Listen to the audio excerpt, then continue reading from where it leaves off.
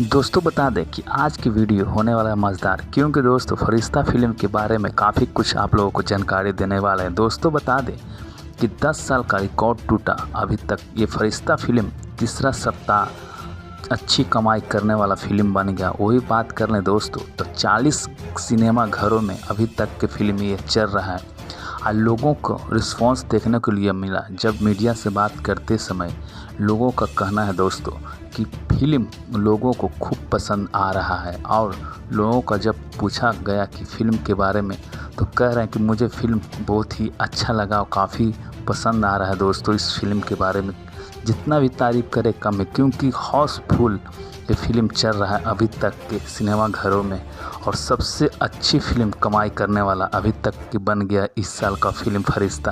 और खेसारी लाल का फिल्म वही बात कर लें तो इस फिल्म का एक्टिंग खेसारी लाल का काफ़ी ज़बरदस्त और धांसू एक्टिंग किए हैं। और दोस्तों बता दें कि विरोधी इससे काफ़ी नाखुश दिख रहे हैं। दोस्तों वही बात कर लें कि नए नए वीडियो के लिए चैनल को सब्सक्राइब